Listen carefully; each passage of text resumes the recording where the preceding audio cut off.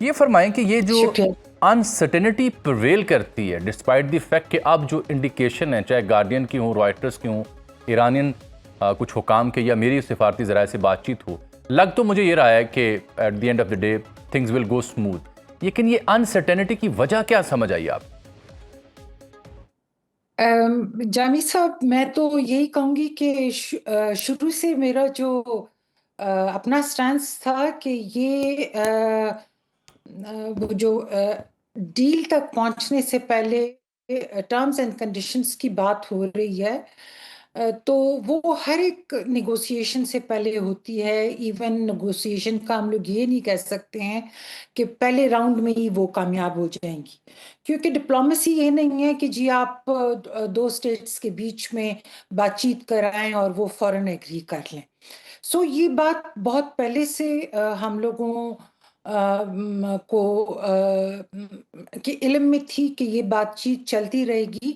लेकिन अभी ये जो नई डेवलपमेंट्स हुई हैं, जो आपने प्रोग्राम के शुरू में भी कही है, तो मैं पहले भी यही कहती थी कि इसका नतीजा जो है बातचीत का, या जो इस्लामाबाद टॉक्स हैं, ये यहीं पे नहीं रुकेंगी बल्कि ये आगे बढ़ेंगी। क्यों बढ़ेंगी? क्योंकि हम लोग जब देखिए 1979 से लेके अब तक अमेरिका और ईरान में कोई राब्ता नहीं रहा है। प्रेसिडेंट ओबामा ने बीच में वो जो न्यूक्लियर डील की थी, वो भी प्रेसिडेंट ट्रम्प ने उसको खत्म कर दिया था। लेकिन अभी ये जो बातचीत हो रही है और जिस तरीके से ये वॉर शुरू हुई, इसराइल और अमेरिका ने हम्म। ईरान के ऊपर जो अटैक्स किए, और ईरान ने जिस तरह से रिटेलिएट किया, और मैं समझती हूँ कि वो रिटेलिएशन एक तरह से अमेरिका के लिए एग्जॉशन का सबब बनी।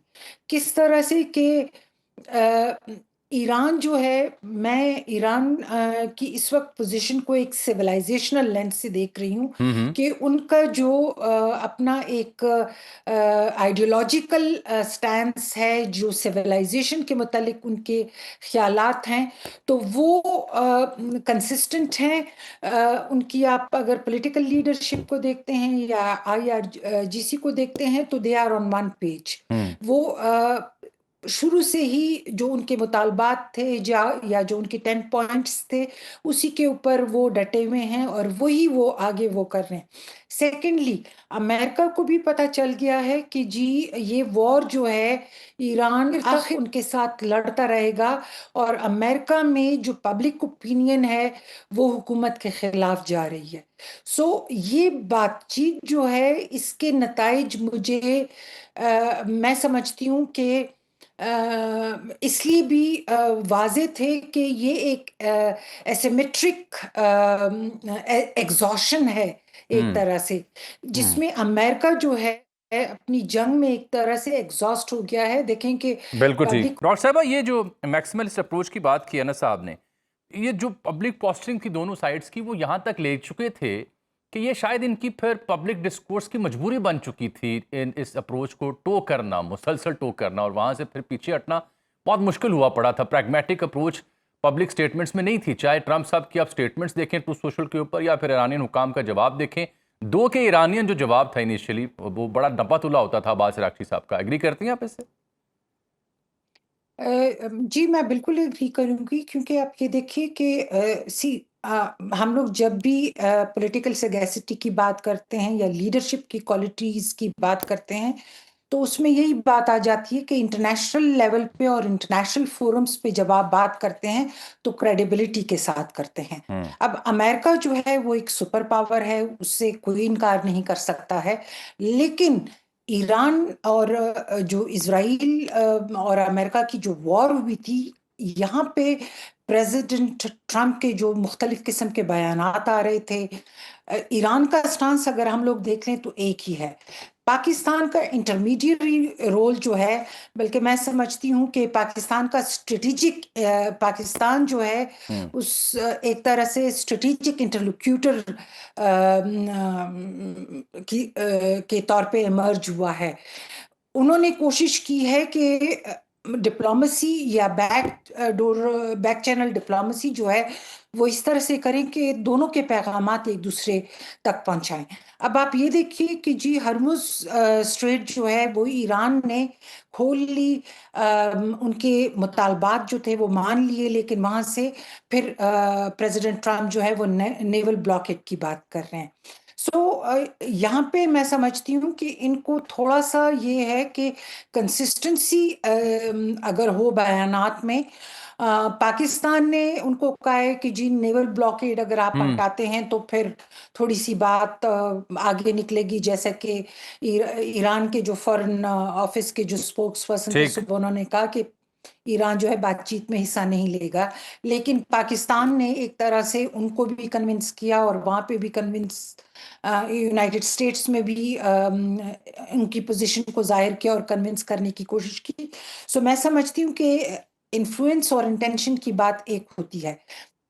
जहां तक बात है इस जंग में या जो मैक्सिमलिस्ट अप्रोच की बात की है ना साहब ने, तो मैं वही समझती हूँ कि देखें, यूनाइटेड स्टेट्स जो है, हम किसी तरीके से भी ये नहीं कह सकते हैं कि वो मिलिटरीली कमज़ोर है या इकोनॉमिकली कमज़ोर है या उसकी कोई से नहीं है इंटरनेशनल नहीं, ठीक ऑर्गेनाइजेशंस बात में। है, ठीक है, बात है। लेकिन इस जंग ने साबित कर दिया है, और ख़ासकर यूनाइटेड स्टेट्स की जो डोमेस्टिक पॉलिटिक्स है उसने ये वाजे कर दिया है कि अमेरिका अब इस पोजीशन में नहीं है कि वो इस वॉर को कंटिन्यू कर सके। हम्म। उनको एक फेस सेविंग चाहिए, और प्रेसिडेंट ट्रम्प के बार बार बयानात यही आ रहे हैं बावजूद इसके कि ईरान स्टेट ऑफ हॉर्मुज का कहते हैं कि हम खोल रहे हैं, वो कह रहे हैं कि we are winning the war. हम्म। सो ये चीजें ऐसी हैं कि उनकी क्रेडिबिलिटी को एक तरह से वो मुतासिर कर रही हैं। सो यहाँ पे वो इन्फ्लुएंस की बात भी आ जाती है और इंटेंशन की बात भी आ जाती है कि इन्फ्लुएंस किसका ज्यादा है और इंटेंशंस किसके क्या वेरी हैं। True, very true. Doctor Minaj Majid Khan साहब, आपसे मैं बात करना चाहूंगा कि मैं देख रहा था कि जब से जंग शुरू हुई है दुनिया को 50 बिलियन डॉलर का जो नेटवर्थ का तेल है उसका नुकसान पहुंचा है, क्रूड ऑयल का। इतना बड़ा लॉस जिसने पूरी दुनिया को चोक कर रखा है, मिडल ईस्ट को चोक कर रखा है, पेट्रोल डॉलर इकोनॉमी वहाँ पे, उसके ऊपर शकूक शुबहात हैं, नए अलायंसेस बनाने के ऊपर मिडल ईस्ट गौर कर रहा है। इस सब को अफोर्ड नहीं कर सकती दुनिया की इकोनॉमी। तो ये एक मजबूरी नहीं हो चुकी अब इस दुनिया की सुपर पावर्स की कि वो इस मसले के हल की जानिब संजीदगी से गौर करें? देखें जामी साहब, इट इज़ वेरी ऑब्वियस। आप देख लें स्पेन, यूरोपियन यूनियन की तरफ अगर हम लोग दिखते हैं तो वहाँ पे क्या ओपिनियन है इस वॉर की। स्पेन ने के जो हेड ऑफ गवर्नमेंट है उन्होंने बहुत क्लियरली बता दिया है कि वो इस वॉर की मुखालफत कर रहे हैं। ठीक है। अ, अब देखें वहाँ पे जो आपके गल्फ स्टेट्स में अगर हम लोग बात करते हैं, जो यूनाइटेड स्टेट्स के अलाइज थे, जहाँ पे यूनाइटेड स्टेट्स के बेसिस थे कि जी वो इस इम्प्रेशन में थे गल्फ स्टेट्स के हमें ये प्रोवाइड करेंगे सिक्योरिटी। अब वही कतर जैसे आज उन्होंने कहा हुआ है कि हम अपनी जो फ़ज़ाई हदूद हैं या जो स्पेस है वो अमेरिका के लिए हम लोग नहीं यूज़ करने देंगे। सो जनरली अगर आप देखते हैं तो थ्रू आउट द वर्ल्ड जो है वो इस वॉर की मुखालफत इसलिए हो रही है कि इकोनॉमीज अफेक्ट हो रही हैं आपकी। हम सिर्फ फ्यूल की बात नहीं कर रहे हैं। हम्म। स्ट्रेट ऑफ हॉर्मुज जो है एक तरह से एक चोक पॉइंट है इंटरनेशनल कम्युनिटी के लिए, वर्ल्ड स्टेट्स के लिए, जिसमें मेजर पावर्स हैं, आपके मिडिल पावर्स हैं, स्मॉल पावर्स हैं, सारे अफेक्ट हो रहे हैं। आप देखें कि ईरान जो है, हम लोग अगर इसको कह दें कि ईरान अफेक्ट हो रहा है, ईरान के ऊपर पहले से सैंक्शंस थे, ईरान के जितने एसेट्स थे वो अमेरिका ने फ्रीज कर दिए थे।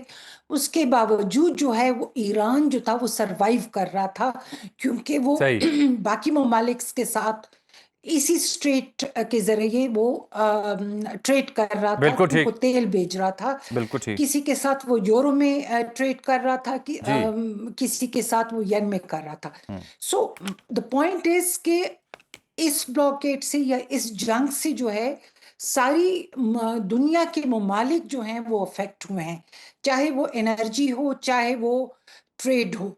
सो ओपनली इसकी जो प्रेसिडेंट ट्रम्प की इस वॉर की जो स्ट्रेटजी है उसकी मुखालफत हो रही है, अमेरिका में इसकी मुखालफत हो रही है, यूरोप में हो रही है, अफ्रीका में हो रही है, मिडिल ईस्टर्न पावर्स या गल्फ स्टेट्स को अगर हम लोग देखते हैं तो वो इसकी मुखालफत कर रहे हैं। तो मेरे ख्याल में ये वॉर जो है, सिर्फ हम ये नहीं कह सकते कि आपकी एनर्जी जो है उसकी सप्लाई को डिसरप्ट कर रही है। पूरी एक तरह से उसने जो जिंदगी की बाकी चीजें हैं, ट्रेड है या बाकी जितने वो हैं उसको मुतासिर किया है।